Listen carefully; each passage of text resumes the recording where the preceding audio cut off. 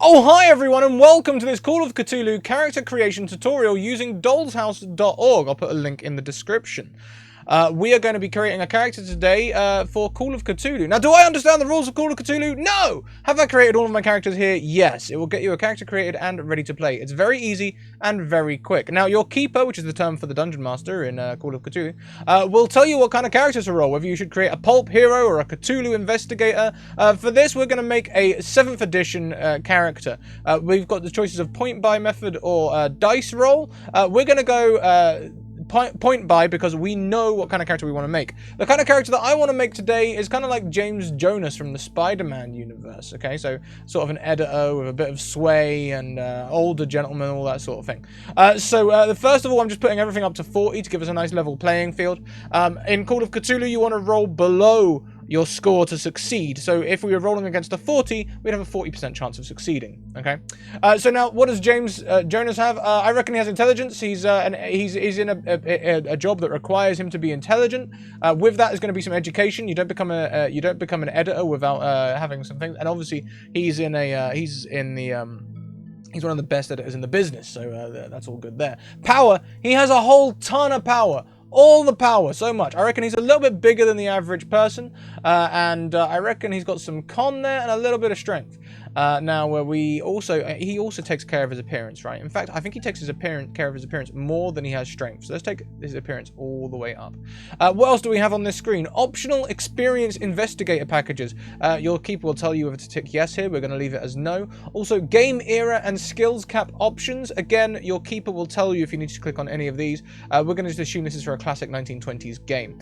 Now, it's clicked male for us. It's pre-generated us a name. We're going to put down the age to 40. You'll notice when we change the age that these conditions next to it change for different age things. Occupation, we're going to put him down as editor. There's all kinds of occupations in there, though. I'll let you browse them on your own.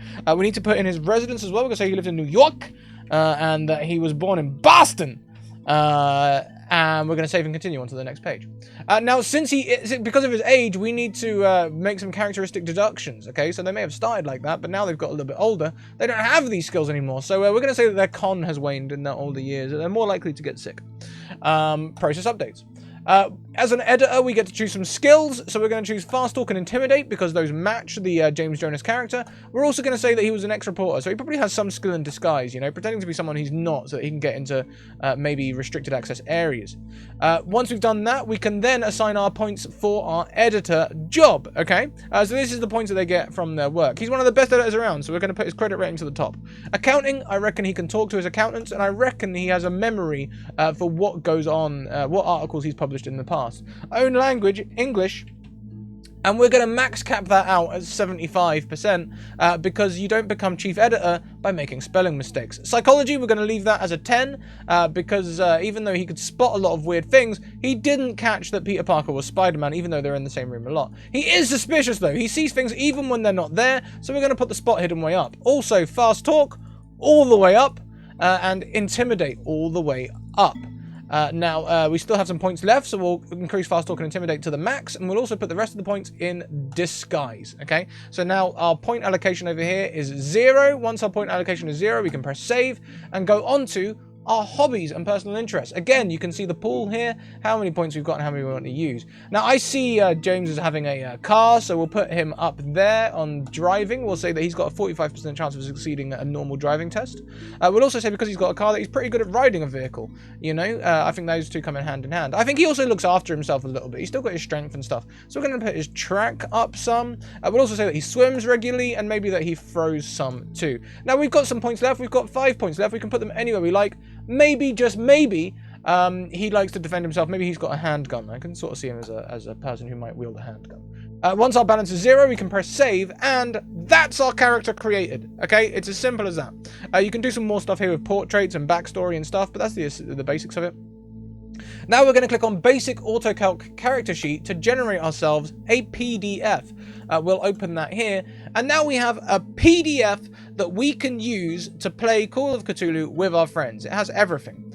But wait a minute, I hear you cry. I'm not using a PDF. I want to play in Roll20. Well, no problem. What we do is we take this PDF that Doll's House has created with us in less than 5 minutes. We're going to chuck it over. We're going to bring it over to the side here. We're going to go and pick out our Call of Cthulhu character sheet in the Roll20 that our keeper has put aside for us. We're going to enter a dip mode, which is in the top right there, and we're going to copy all of these statistics across. So you can put our strength in of 40, constitution, all of them across, put in our current HP, our max HP, current sanity, maximum sanity, all of these things. We're going to transfer all of them across so that they match up.